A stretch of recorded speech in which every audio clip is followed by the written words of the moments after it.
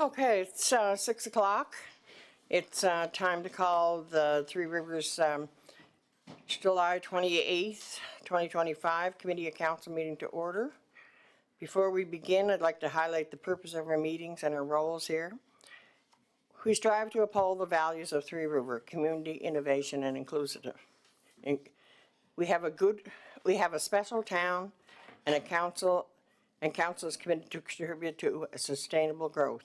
Council meetings are essential to our governance process, providing transparency in decision-making. Elected members discuss finances, events, town maintenance, design, and bylaws, then vote on proposals. As mayor, I lead the council and break ties if needed. Residents are encouraged to attend and participate, ensuring everyone can take part in the government process. We value your input and aim to maintain a respectful and professional environment. Personal attacks and disruptions won't be tolerated. Let's make these meetings a reflection of our pride in Three Rivers. Thank you for your respect and participation. So, call to order, and I have regrets from Councillor McLean and Councillor McDonald tonight. So in the spirit of reconciliation, we acknowledge that the land upon which we gather is unceded Mi'kmaq territory, Epiwik, Prince Edward Island. Mi'kmaq is covered by the historic treaties of peace and friendship. We pay our respects to the indigenous Mi'kmaq people who have occupied this land for over 12,000 years, past, present, and future.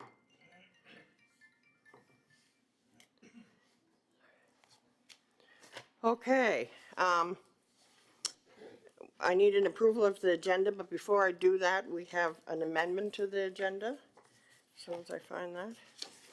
Okay, after the COC, we will be having a closed meeting as per section 119.1, a matter still under discussion on which the council has not yet publicly announced a decision and about which discussions in public will be likely prejudice a municipality's ability to carry on its negotiations. So that'll be after the COC, and then we have a special meeting after that. So we really have 3 meetings tonight. We have the regular COC, a closed session, and a special meeting after the closed session when we reopen back up. So with that amendment added to the end of the agenda, added to 7.2, 8, and then we'll move 8 down. Yeah. So 8 is a closed session, and 8.9 would be adjournment. Okay. Okay, moved by Councilor Monroe, second by Deputy Mayor Jenkins. All in favor? Aye. Okay. So number 4 is the adoption of the draft June disclosure of conflict of interest. Do we have anybody on council that's in conflict of any of the items tonight? Any of the items on our agenda? Okay, seeing none. We'll move on to the adoption of the June 23rd, 2025 Committee of Council meeting. The motion is to approve, that the minutes of the June 23rd, 2025 Committee of Council meeting be adopted as written, and those are in your package. So moved. Okay, moved by Councillor Van Donkersgoed, second by Councillor Spin. Okay, any comments on any of the thing in those minutes? Any business arising from the minutes that anybody would like to mention? Okay, all in favor? Aye. Okay, motion is carried. Okay, we'll move on to number 5, which is presentations and delegations. And we have 5 minutes for each presenter. First on our agenda is Carla Morgan. Welcome, Carla. Thank you. Okay. So I'm Carla. Is this on? No, you have to hit the button until it turns. There's a red. Right? No. The other one. What button? The one on this. This button? Danielle can help you there. Oh, it was on the right. Okay. Oh, your Okay. left, my right. Okay, Carla. Okay. So I'm Carla Morgan from Montague. And I have it's been a while since I've spoken to council, and there are a few things that are on my mind. The first is I want to congratulate Sarah, what's her last name, Doyle. I see that we're going to have a Montague Festival this year. We're having a Montague Parade, and we're going to have fireworks in Montague. And it kind of felt like Cardigan and Georgetown and everybody else kept their community, and we lost ours in Montague when we became part of Three Rivers. However, this feels like an affirmation that Montague exists too. So I really appreciate that, and I bet a lot of people do. I really support the ideas behind the Three Rivers official plan. And when the consultants came from away and worked with us, I thought they were excellent. And I thought they did a really good job of listening to us, and they came during COVID. And because they came during COVID, they really recognized the value of what we had compared to where some of them, I think one of them was in Ontario, one was in New Brunswick, I'm not sure, I don't remember exactly where they were, but they really appreciated what we had here. And I thought they probably appreciated it more than if it had been an island company. And I thought they came up with something that was pretty good in general. When we talk about matters within the jurisdiction of the municipal government, you know, Mark Carney is here on the island today, and he's giving us lower ferry and lower bridge rates and encouraging us to be, you know, part of Canada, which we all need to be. And he's reminding us that each one of us has to work hard, and each one of us makes a big difference. And I think that this place here, like, is really a sacred place in Montague.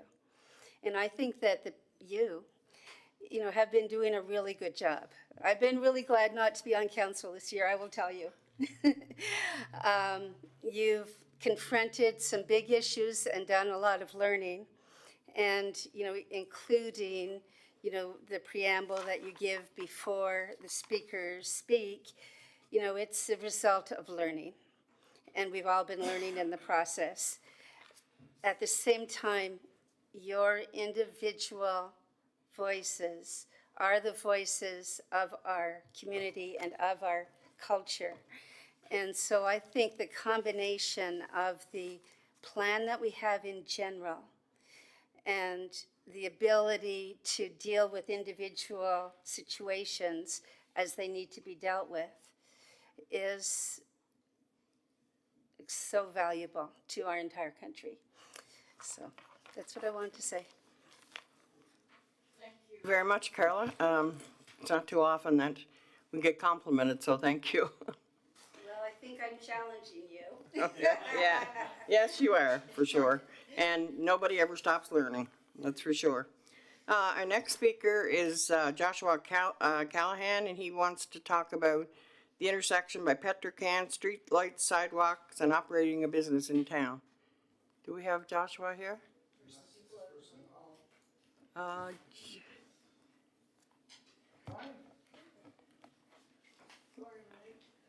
No,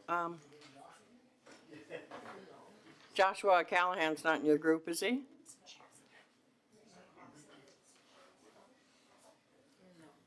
Okay, apparently not. Our next speaker is Janice McBeth, and Janice wants to talk about fees, so welcome, Janice, and come to the podium, and as I said, each speaker has 5 minutes.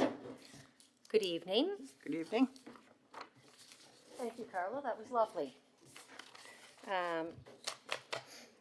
It is a challenge to sit on council. And I appreciate also that you sit on council. My name is Janice McBeth, and I'm here tonight to speak about the legal fees that were the topic of an article in the Eastern Graphic on Wednesday, July 16th. Firstly, I'd like to address the conflict of interest legal fees. That is a result of a vote by council. I want to just confirm that I sent an email to the CEO asking if the council felt Councillor MacDonald was in conflict. I did not ask for a legal opinion, the council did. The second legal opinion fee that was mentioned was the IRAC appeal by Mr. Charlie Hicken. The GWBI dormitory expansion was given approval by Three Rivers for an additional approximately 80,000 square feet in the separate institutional zone. His appeal focuses on the lack of public input or public meeting that was required by the provincial environmental assessment regulations. Our groundwater and septic and sewage abilities are not unlimited in scope here in Brudenell, and a new environmental assessment will only serve to help the community understand the true amount of environmental impact this development may have on our precious resources of water and land. It is no wonder the Department of Land and Communities is still doing a review of the town zoning bylaw under Minister Stephen Meyer's oversight. The second IRAC appeal fees by Mr. Blair Surrey, that was also mentioned in the article, is in opposition to the 40-unit development presently approved in Brudenell, and his opposition is because of the environmental concerns attached to the property deed and his concern for the Gibson Creek waterway directly behind the development, which is part of our watershed. There were no assurances given to the public by this council to lessen the concern of the release of petrohydrocarbons at the development site. Most concerning in this article is the quote by the CEO. And I quote, "The problem I have is IRAC doesn't seem to have the gonads to look at an application and say this is frivolous. We're not going to hear it." The CEO uses language that would be more fitting in a hockey dressing room than printed in the newspaper, speaking on behalf of the community of Three Rivers. The distasteful and unprofessional comments referencing sexual genitalia and the Public Appeals Commission in the same sentence should never have happened. I do not know the islanders that presently sit on that commission. However, I feel that they are tasked with very difficult and complex decision-making in their role on the commission. The IRAC Appeals Commission serves as a system of checks and balances in a democratic system for the public. The commission gives the public the reasonable expectation of hearing alternate or opposing views to developments in our community, and they will provide a decision based on facts. The commissioners are professional people, and they have the ability to decide whether an IRAC appeal in the town of Three Rivers is frivolous or not. They are our fellow islanders and should be given respect in their roles. We, the public and the municipality, must adhere to the appeal process. The council has made decisions that some residents have felt the need to appeal, which is within their right. You are all in a very privileged position of trust as our council representatives, and your decisions are not above reproach. In summary, I would ask that you allow the commission to do their job, free of condemnation and/or comments from the town hall staff. Thank you very much. Does anyone have any questions? Thank you, Janice. Does any councillors have any questions for Janice? Any questions for Janice? Thank you. Okay. Okay, our next speaker is Charlie Hicken, and Mr. Hicken wants to talk about water and sewer and Robertson Road extension.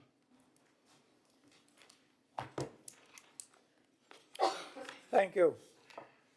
Charlie Hicken from Albion. Robertson Road sewer extension. This should be paid for by the developer, not the taxpayer. A condition of development permit for PID 199026 was provided a master servicing plan. This development plan permit was issued on a non-serviced lot so it is the responsibility of the developer to provide servicing. A secret meeting of Sewer and Water Committee was held on July 11th. No meeting notice or agenda has been posted to date. As well, there is no meeting minutes from Sewer and Water Committees posted since April 8th, 25. Article 93, Section 3 of the Municipal Government Act states it is the duty of the Chief Administrative Officer to ensure all council and committee meetings be recorded and approved at next monthly meetings. It has also come to my attention that there are no minutes of the Three Rivers Economic Committee.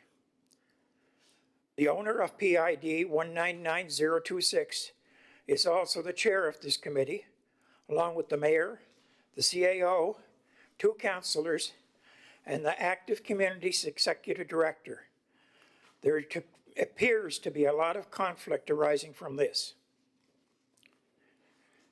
As for Councillor McDonald, she is the Executive Director of Active Communities, Inc., and as such, the person who initiated this development. Also, Councillor McDonald sold property for $580,000 to the owner of Anchor Construction, the contractor for this development on PID 199026, and has the same mailing address as the owners of this company.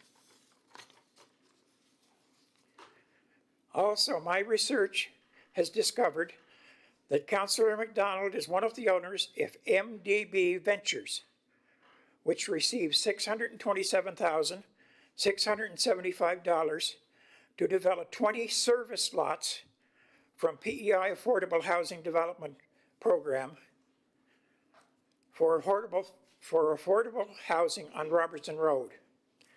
Is it the plan of Three Rivers to provide taxpayers' funds to extend water and sewer to this subdivision, as they are listed as service lots? Surprisingly, the lots sold to date have been mostly to Councillor McDonald's relatives. I would suggest that Councillor McDonald should do the honorable thing and resign from council. I did not register to speak at the special council meeting, but would like to comment on Article 5.5 development at Milton Pool Court.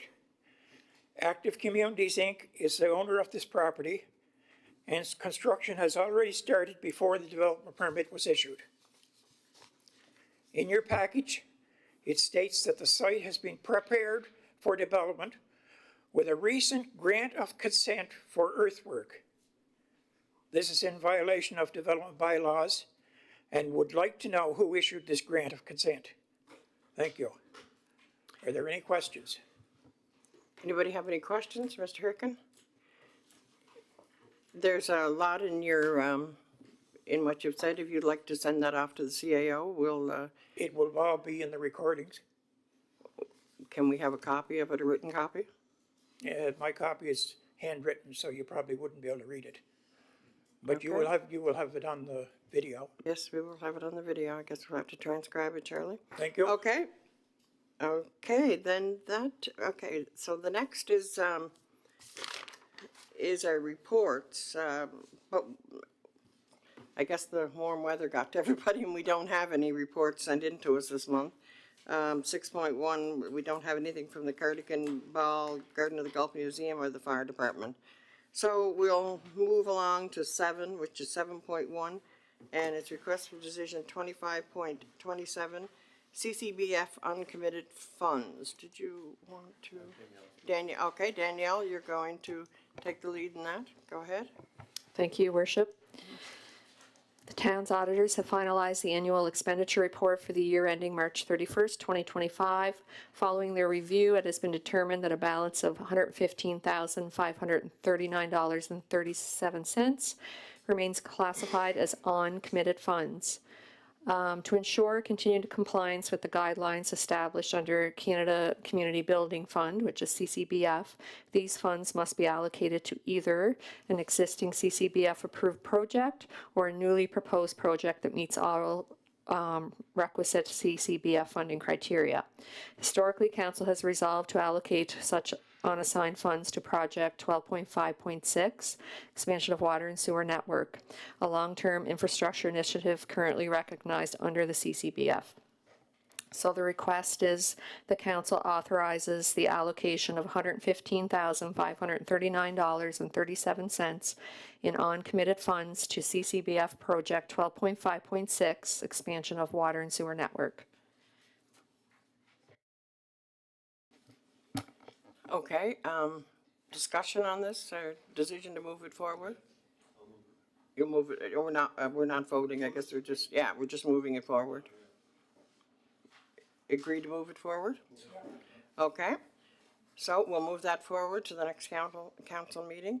So now, we're going to move into a closed session, so I'm sorry, we have to ask, everybody to leave, and we're having a closed session, but we will open back up to do the special meeting, and, if you wanted to wait, somebody will come and let you know.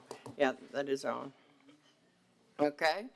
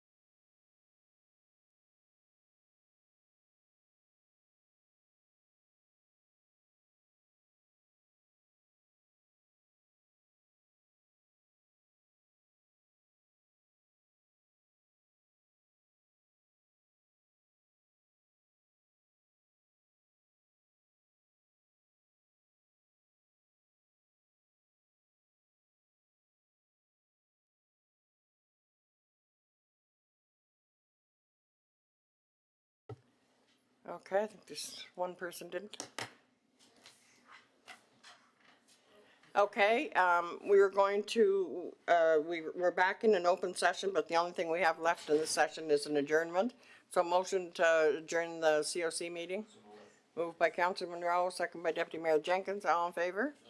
Okay, now, as soon as we get our live stream going here.